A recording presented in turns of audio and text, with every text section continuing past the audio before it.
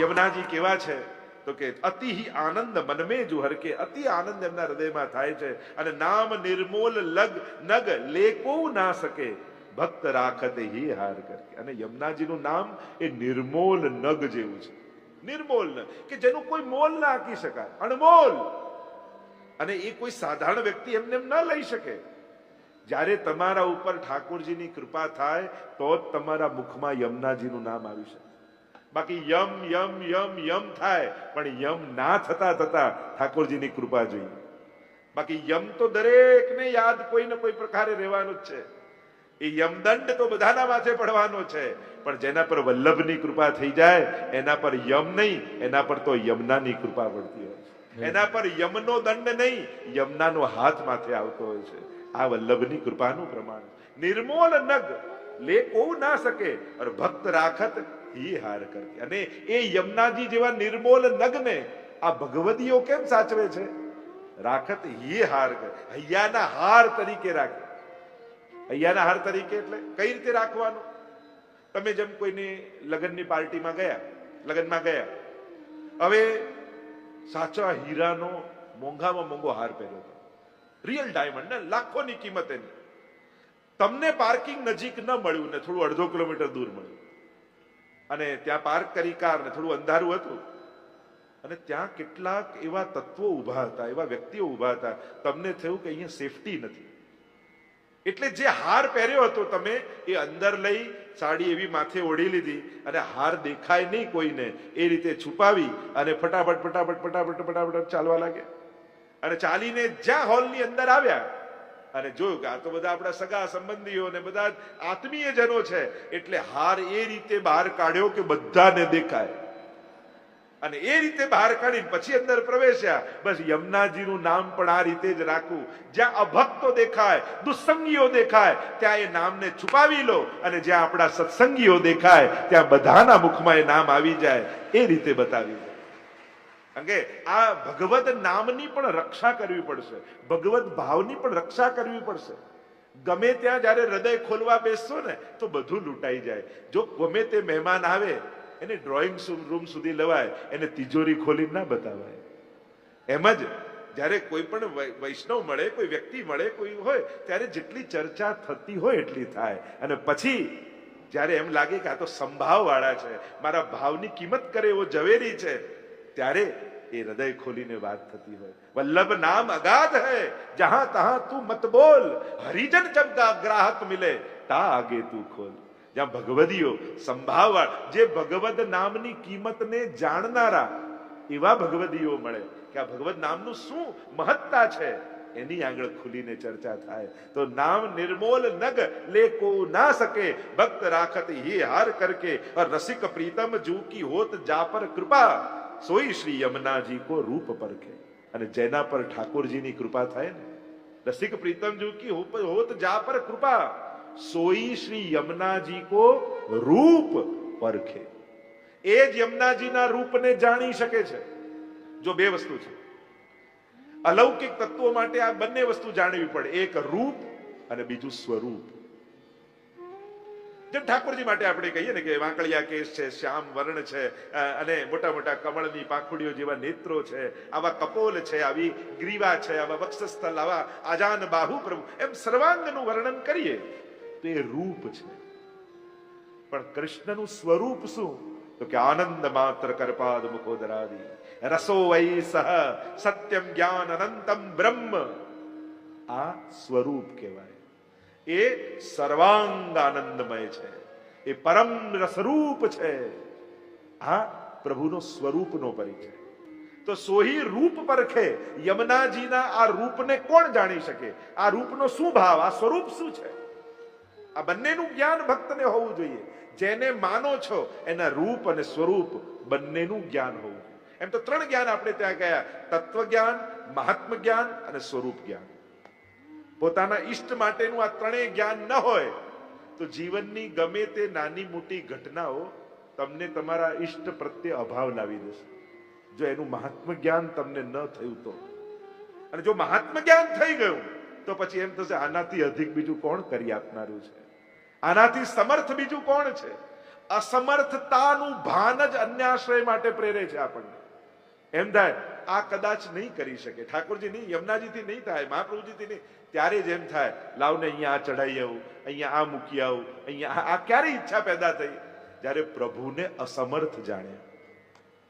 જો મહાપ્રભુજીના વચન પર વિશ્વાસ હશે કે પ્રભુ સર્વ સમર્થો હિ તતો નિશ્ચિત તતામ વ્રજેત, નિશ્ચિત થઈ જાઓ તમે સર્વ સમર્થના આશ્રયમાં છો. પણ અસમર્થતા દેખાય તો ભટકવાની ઈચ્છા પેદા થશે. યમુનાજી નું રૂપ પરખે. જો યમુનાજીના રૂપના વિષયમાં બે ચર્ચાઓ છે. એક, ચુંદડીના ચણિયા ચોળીના વસ્ત્રો અને એ ધારણ કરીને સ્વયંની નિકુંજમાં બિરાજેલા યમુનાજી સ્વયંની નિકુંજમાં બિરાજેલા હોય ત્યારે ચુંદડીએ ચટકાળ્યામાં આભરણમાં ઓપો છો. તો બે પ્રકારના વસ્ત્ર શૃંગાર છે. રૂપનો પરિચય તમને કરાવું. યમુનાજીના બે પ્રકારના રૂપની ચર્ચા છે. એક, ચુંદડીના ચણિયા ચોળી ધારણ કરેલા યમુનાજી, અને બીજા તમારી સન્મુખ જે બિરાજેલા છે એ મુકુટ કાચનીના વસ્ત્ર ને શૃંગાર ધારણ કરેલા યમુનાજી. જે મસ્તક પર છે એને મુકુટ કહેવાય, અને આ જે ધર્યું છે ને એને કાચની કહેવાય. રાસ સમયે ઠાકોરજીના આ વસ્ત્ર શૃંગાર હોય છે, મુકુટ કાચની. અને કહેવાય છે કે સ્વયં ગોકુલનાથજીએ સૌથી પહેલું ચિત્ર આ મુકુટ કાચનીનું યમુનાજીનું ચિત્રિત કર્યું. તો આ બંને પ્રકારના રૂપની ચર્ચા છે. સ્વરૂપથી તો રસો વૈસ જ છે. જે ઠાકોરજી છે એવા જ સ્વરૂપ શ્રી યમુનાજીના છે. શ્યામ સંગ શ્યામ વહે રહી આગળ આવશે. જે ષટવિધ ઐશ્વર્ય ઠાકોરજીમાં એ જ ઐશ્વર્ય, એની પણ ચર્ચા આપણે આગળ કરીશું. પણ યમુનાજી ને ઠાકોરજી, યમુનાજી અને શ્રીનાથજી એમ જોવા જાઓ તો પ્રભુ, મહાપ્રભુ અને યમુનાજી આ ત્રણેય શ્યામ વર્ણના છે. પણ શ્રીનાથજીમાં સૂક્ષ્મ ભેદ એ છે, શ્રી કૃષ્ણ છે જે મૂળ વ્રજલીલાના, એ એમની છટા જુઓ તો મેઘ શ્યામ છે, કાળા વાદળો જેવી, ઘના ઘન નિભે સદા. યમુનાજી પણ એવા જ છે. પણ શ્રીનાથજી છે ને એ રક્ત શ્યામ છે. એમના મૂળ સ્વરૂપને શ્રીનાથજીના દર્શન કરો તો લાલાશ જેવા વર્ણવાળા છે. તો એની પણ ઘણી ગૂઢ ચર્ચા આપણે એમાં નથી જતા. તો રૂપની જયારે ચર્ચા કરીએ છીએ તો ચણિયાચોળીના વસ્ત્ર અને મુકુટ કાચનીના. શ્રી ગુસાઈજી પ્રભુ ચરણે ચતુર્ભુજદાસજી પર જયારે કૃપા કરી અને ગિરિરાજજીની ભીતર ચતુર્ભુજદાસજી પ્રવેશ કર્યા અને ત્યાં એમને દ્વાદશ નિકુંજના દર્શન થયા, ખટ ઋતુના દર્શન થયા. જો આપણા માટે જે 12 મહિનાની લીલા છે ને, વર્ષોત્સવની લીલા, એ વ્રજમાં ગિરિરાજજીમાં એક જ દિવસની લીલા છે. આપણે એમ કહીએ આ વર્ષોત્સવ, વ્રજમાં તો એક જ દિવસમાં 6 ઋતુ છે. ખટ ઋતુ રહત સદા લલિત બ્રજ દેશ ગિરિરાજ રાજે. આ 6 ઋતુ. તો ત્યાં ચતુર્ભુજદાસજી પર કૃપા કરી ગુસાઈજીએ જ્યારે હેમંત ઋતુમાં આવ્યા યુગલ સ્વરૂપ, અને ત્યારે યમુનાજીની કુંજના દર્શન ચતુર્ભુજદાસજીને થયા. યમુનાજીની ઋતુ છે હેમંત ઋતુ, અને નિકુંજ કેવી છે? ચારે બાજુ ચુંદડીના વસ્ત્રો બાંધ્યા છે અને સુંદર રીતેની સજાવટ કરી છે. કારણ કે દ્વાદશ નિકુંજમાં બધાની 2 કુંજ હોય, એટલે હેમંત ઋતુમાં 2 કુંજ આવે.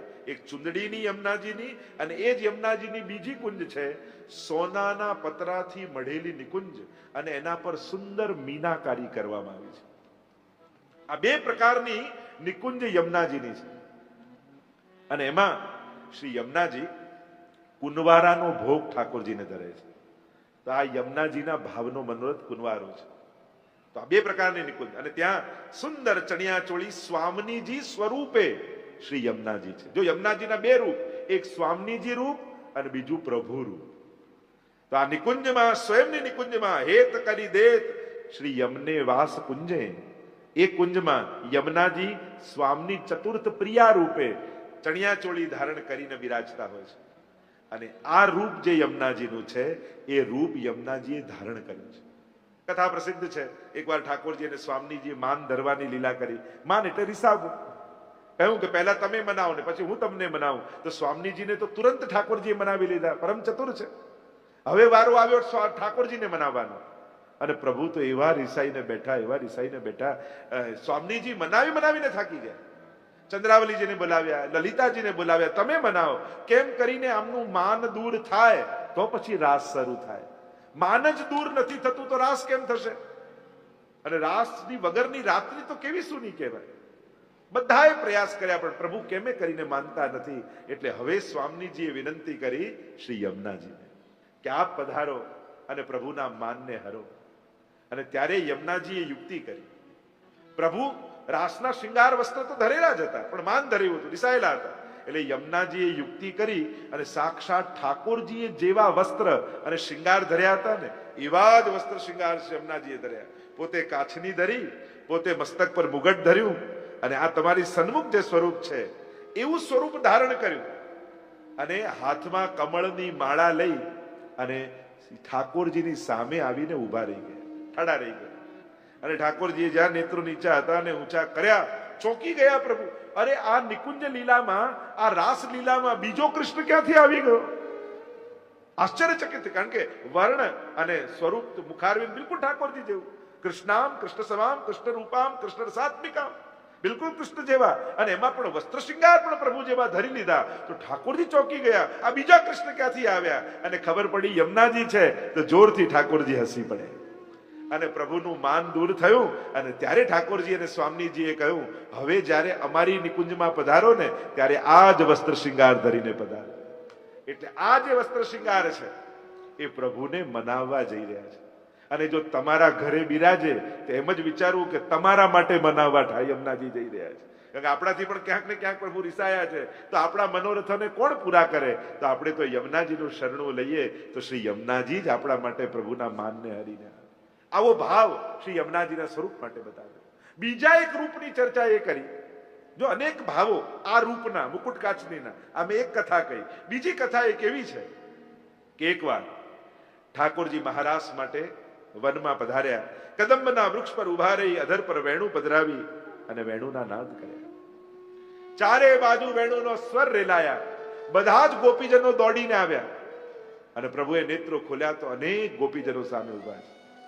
પ્રભુએ કહ્યું, ચાલો ગોપીજનો મહારાસ કરો. સ્વામીજી આગળ આવીને કહેવા લાગ્યા કે પ્રભુ રાસ કરીએ તો ખરા, પણ આપના આ શણગાર છે ને એ આપનું ઐશ્વર્ય છે અને રાસમાં અમારે માધુર્યનો અનુભવ કરવાનો છે. તો જ્યાં સુધી આપ ઐશ્વર્યને ધારણ કરી રાખો ત્યાં સુધી અમને માધુર્યનો અનુભવ ક્યાંથી થાય? પહેલા આ ઐશ્વર્યને કાઢો. પ્રભુ કહે, પણ આ મારા વસ્ત્ર શૃંગાર, મારા ઐશ્વર્ય જો કાઢીને ભૂમિ ઉપર મૂકું તો કણકણમાં મારું ઐશ્વર્ય વ્યાપી જાય અને બધાને બ્રહ્મ જ્ઞાન થઈ જાય. તો આ સૃષ્ટિ ચાલે કેમ? એમ કરો, તમારામાંથી કોઈ એક ગોપી આ મારા વસ્ત્ર શૃંગાર ધારણ કરી રાખે જ્યાં સુધી રાસ થાય ત્યાં સુધી, તો તમને રાસનો અનુભવ કરે. બધા ગોપીજનો બે ડગલા પાછળ જતા રહે. કારણ કે જો આ ધરી રાખીએ તો પ્રભુના વસ્ત્ર શૃંગાર તો ધર્યા પણ રાસનું સુખ ન મળે. હવે કોણ એવું તૈયાર થાય કે બોલાવ્યા હોય પ્રભુ એને મહારાસથી વંચિત રહે? બધા જ બે ડગલા પાછળ ગયા. એટલામાં શ્રી યમુનાજી બે ડગલા આગળ આવ્યા. એમણે કહ્યું, પ્રભુ જો અન્ય ગોપીજનોને રાસનો આનંદ મળતો હોય તો હું આ ધારણ કરવા તૈયાર છું, પણ જ્યાં સુધી મહારાસ ચાલતો રહે ત્યાં સુધી ધારણ કરવા પડશે. હા, હું તૈયાર છું. અને પ્રભુએ વસ્ત્ર અને શૃંગાર શ્રી યમુનાજીને ધરાવ્યા. અને જ્યાં સુધી મહારાસ ચાલી રહ્યો છે અને ઠાકોરજીએ શ્રીકંઠની માળા યમુનાજીના હાથમાં આપી કે આ મારા નિજ ભક્તો છે, એ મારાથી એક ક્ષણ પણ અળગા નથી રહેતા, એટલે એને પણ ધારણ કરી રાખો. અને ભક્ત રાખત હી હાર કરકે અને આ માળા પકડી શ્રી યમુનાજી જ્યાં સુધી મહારાસ થઈ રહ્યો છે ત્યાં સુધી આમને આમ ઠાડા રહી મહારાસના દર્શન કરી રહ્યા છે. અને રાસ કરીને પ્રભુ પધાર્યા ત્યારે એમના કંઠમાં માળા ધરાવી. બોલો શ્યામ સુંદર શ્રી યમુને મહારાણી કી જય. અને એટલા માટે યમુનાજી આ રૂપ ધારણ કર્યું છે. ત્રીજો એક ભાવ એ બતાવ્યો, એક કથા એવી બતાવી કે જ્યારે અક્રૂરજી પ્રભુને વ્રજમાં લેવા આવ્યા, મથુરા કંસે બોલાવ્યા છે અને વ્રજવાસીઓને સમાચાર મળ્યા કે હવે પ્રભુ વ્રજ છોડીને મથુરા જઈ રહ્યા છે. ટોળા ને ટોળા ગોપીઓના નંદાલયના ચોકમાં ભેગા થઈ ગયા. સવાર પડી, પ્રભુ તૈયાર થયા અને રથ પર સવાર થઈને જવા લાગ્યા. રથની આગળ ગોપીઓ સુઈ ગયા. પ્રભુ રથ લઈ જવો હોય તો અમારા ઉપરથી લઈ જાઓ, પણ આપના વગર અમે જીવી નહીં શકીએ. પ્રભુ બધાને મનાવે છે સમજાવે છે, ઉભા કરે છે અને પ્રભુનો રથ ચાલવા લાગે. સ્વામીજીને રડતા જોયા, રાધાજીને મનાવ્યા. અરે રાધા, હું ને તમે કોઈ જુદા થોડી છે. રડતી આંખે રાધાજીએ વિદાય કર્યા અને આ બધાના ચહેરા પ્રભુના નેત્રોની આગળ ફરવા લાગ્યા. રથ લઈને આવ્યા મથુરા અને અહીંયા આ ઘાટ ઉપર ઠાકોરજીએ વિશ્રામ કર્યો એટલે આ ઘાટનું નામ પડ્યું વિશ્રામ ઘાટ. ઠાકોરજી કે થોડી વાર વિશ્રામ આપ કરીએ ને પછી આપને આગળ લઈ જાઉં, પણ પ્રભુનું મન લાગતું નથી. વ્રત છોડીને મથુરા પધાર્યા તો ખરા, પણ એ જ વ્રજ ભક્તોના રડતા ચહેરાઓ પ્રભુના આંખની સામે ફરી રહ્યા છે. વ્યાકુળ મન છે પ્રભુનું. અને પ્રભુને થયું આ ગોપીજનો મારા વગર જીવી નહીં શકે, રડતા રડતા પ્રાણોના ત્યાગ કરી દેશે. અને જો ગોપી મારા વિરહમાં દેહ છોડી દે તો મારો પ્રેમ કેવો? શું કરું કે એમના વિરહમાં પ્રાણ ન છૂટે? અને એ સમયે ઠાકોરજીએ યમુનાજીનું સ્મરણ કર્યું અને જ્યાં યમુનાજીને યાદ કર્યા ત્યાં જ યમુનાજી પ્રગટ થઈ ગયા. બે હાથ જોડીને ઠાડા થયા, વિનંતી કરી કે પ્રભુ આપે મને યાદ કરી, શું આજ્ઞા છે? ત્યારે પ્રભુ કહેવા લાગ્યા કે મારા વ્રજભક્તોને હું રડતા મૂકીને આવ્યો, મને ડર છે ક્યાંક મારા વિરહમાં મારા ગોપીઓ પ્રાણ ત્યાગ ન કરી દે, તો મને કેમ યાદ કરી?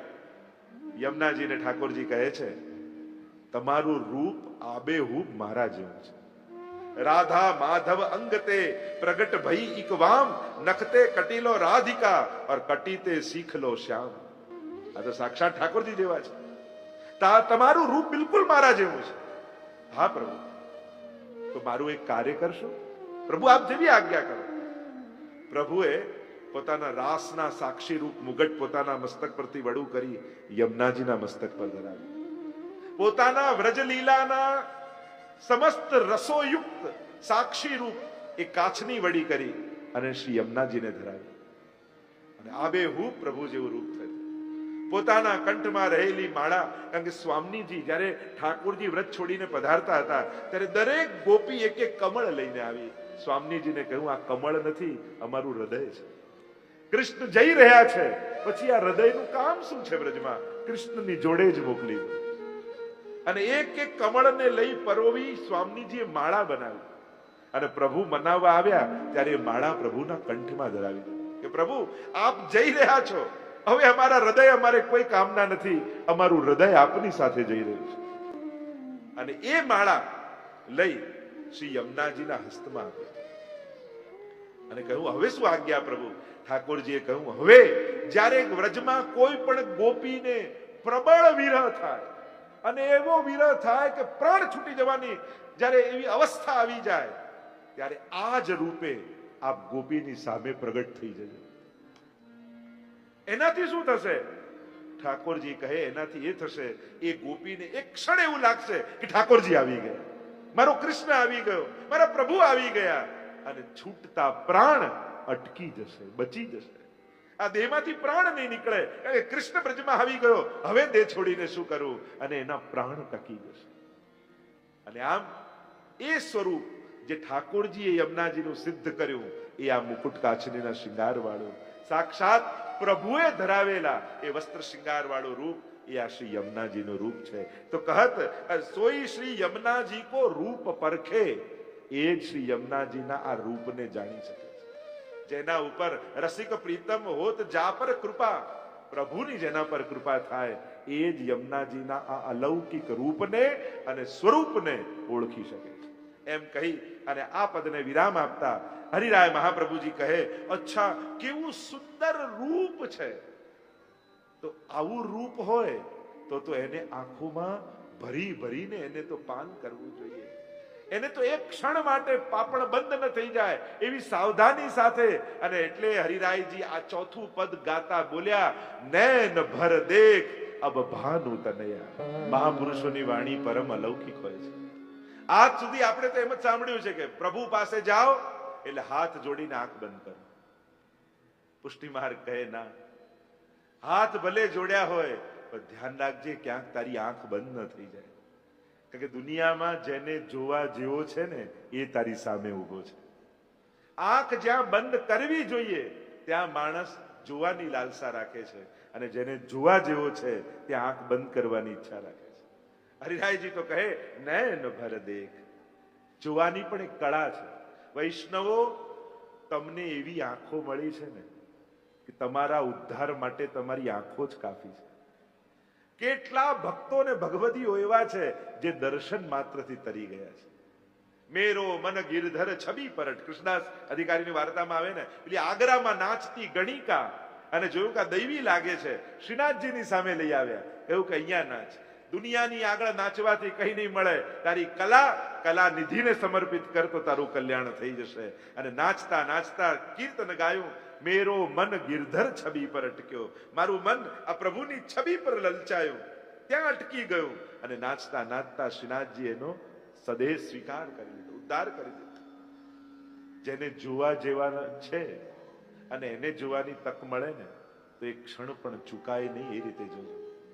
અમારા ગોપાલદાસ તો વલ્લભાખ્યાનમાં એ કહે છે ને, લોચન ભરી ભરી સગુણ સ્નેહી શામળા વાલા, લોચન ભરી ભરી પીજેજી. ગોપાલદાસજી તો કહે પ્રભુને નિરખવા હોય તો એનું પાન કરો, એને ગ્રહી લો.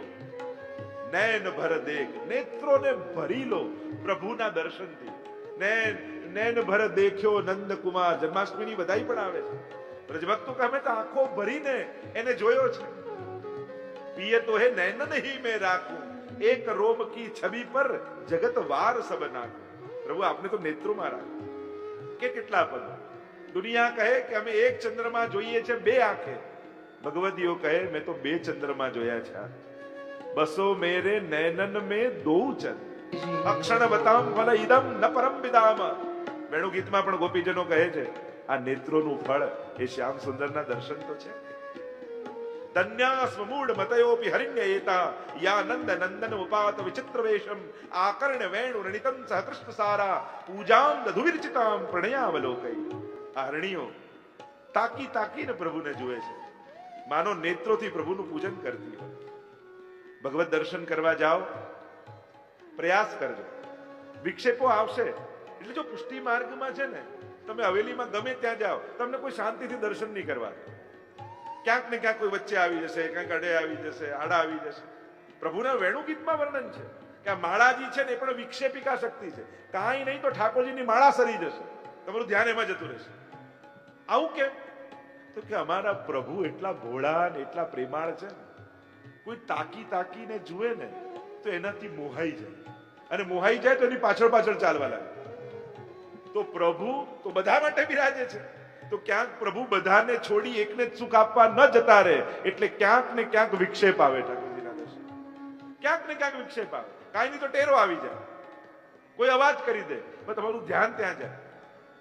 યશોદાજી છે ને, ઠાકોરજીના બહુ ભારે શણગાર થાય, એટલા ભારે શણગાર કે મુખ પણ ના દેખાય. તો ગોપીજનોએ કહ્યું કે આવા સાચા માણેક, હીરા, પન્ના, આટલા બધા શણગાર ઠાકોરજીને કેમ ધરે છે યશોદા? ત્યારે યશોદાજીએ કહ્યું મારા લાલનના દર્શન કરવા તો બધાએ આવતા હોય, કોઈ સારા ભાવવાળા હોય ને કોઈ દુર્ભાવવાળા હોય, અને જે લૌકિક ભાવવાળા છે ને એનાથી ઠાકોરજીને બહુ શ્રમ પડે.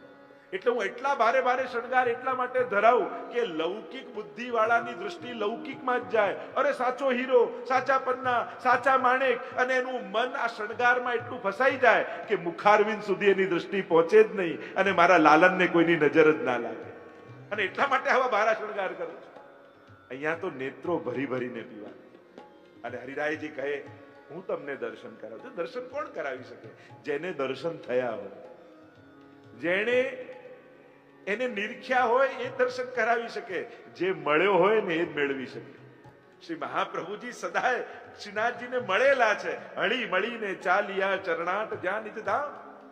અને એટલે જ મહાપ્રભુજી મેળાપ કરાવી શકે છે, એટલે જ શ્રીજી પ્રભુ છે, અને એનું દાન જે કરી શકે એ વલ્લભ મહાપ્રભુ છે. કારણ કે પ્રભુનું દાન કરવા સમર્થ છે. નયન ભર દેખ અબ ભાનુ, નેત્રો ભરીને જુઓ, આને તો જોવા જેવું છે. મનમાં વિકાર જાગે એવું તો બહુ જોયું, હવે મનમાં કેવલ ભાવ પ્રગટે એવું કંઈક જોયું. કારણ કે આ ભાવની મૂર્તિ છે. ભગવત દર્શન ક્યારે પણ લૌકિક બુદ્ધિએ નહીં કરવા. જે કથામાં શ્રવણ કર્યું છે ને, આવા નેત્રો, આવું મુખારવિંદ. જે દેખાય છે એ જોઈને નથી આવવું, જે જોવા ગયા છીએ એ જોઈને આવવું છે. વ્રજમાં પણ જાઓ તો જે દેખાય છે જોઈને નથી આવવું, જે જોવા ગયા હતા એ જોઈને આવવું. અને એટલે હું તો ઘણીવાર કહું એ ખરા, ભગવત ધામોમાં જાઓ, ભગવત તીર્થોમાં જાઓ, મંદિરોમાં જાઓ, ત્યાં માણસે ઊભી કરેલી અવ્યવસ્થાને કારણે ભગવાન જોડે વેર બાંધીને નહીં આવી જાય. અરે અમે તો વ્રજમાં ગયા હતા તો આમ ગંદુ હતું, આમ ધક્કા હતા, આમ હતું, પેલા આમ કર્યું, હવે તો જવું જ નહીં. અરે વ્રજે શું બગાડ્યું છે? આ તો માણસની અવ્યવસ્થા છે. ક્યાંક કોઈ મંદિરમાં, બેઠકજીમાં કે તીર્થમાં ગયા હો અને ત્યાં કંઈક અગવડતા દેખાય તો એ જવાબદારી ઠાકોરજીની નથી, એ વ્યવસ્થા સંભાળનાર માણસની છે. અને માણસની ભૂલને કારણે આપણે ભગવાન જોડે વેર કેમ બાંધી લઈએ? કાં તમે વ્યવસ્થાનો ભાગ બની જાઓ, કાં તમારી દ્રષ્ટિ અલૌકિક કરીને જાઓ. આ બે જ રસ્તા છે. જો વ્યવસ્થા સુધારી નથી શકતા તો પછી ભાવ અલૌકિક રાખીને જાઓ કે જે દેખાય છે મારે નથી જોવું, હું જે જોવા આવ્યો છું મારે તે એ જોઈને જવું છે. તો યમુનાજીના તટ ઉપર હવે હરિરાયજી આપણને હાથ પકડીને લઈ જાય છે. આવ, હું તને દર્શન કરાવું. અને અજ્ઞાન કોણ દૂર? અજ્ઞાન શું છે? જે જોવા ગયા એ ન દેખાવું એ તો અજ્ઞાન છે. એટલે કે અંધારામાં દોરડામાં સાપનો ભાસ થવો, આ તો અજ્ઞાન કહ્યું ને શાસ્ત્રોમાં, આને અજ્ઞાન કહ્યું. એમ જ અલૌકિક તત્વોમાં લૌકિકતાનો ભાસ થવો એ જ અજ્ઞાન છે. અને ગુરુ આ અજ્ઞાનને હરે છે. શ્રી મહાપ્રભુજીને કેમ યાદ કરીએ છીએ? ઠાકોરજીને જગાવતા પહેલા ગુસાઈજીને કેમ યાદ કરીએ છીએ? પ્રભુને જગાવતા પહેલા મહાપ્રભુજી ગુસાઈજીને યાદ કરાય છે. કેમ સ્મરણ કેમ કરાય છે? હવે મારી આંખે પ્રભુને નહીં જોઉં, હે શ્રી વલ્લભ આપ હૃદયમાં બિરાજો અને આપની આંખે મારે લાલનને જોવા છે. આપના ભાવને હૃદયમાં ધારણ કરી પછી પ્રભુને સ્પર્શવા છે. કારણ કે હું લૌકિક છું, હું તો પ્રભુમાંય લૌકિક જોઈશ. સ્વરૂપમાંય મને ધાતુ કે પાષાણ કે ચિત્ર દેખાશે, પણ આપ જો હૃદયમાં બિરાજશો ને તો મને રસો વૈસહ મધુરાધિપતે રખિલમ મધુરમ, એવા ઠાકોરજીના દર્શન થશે.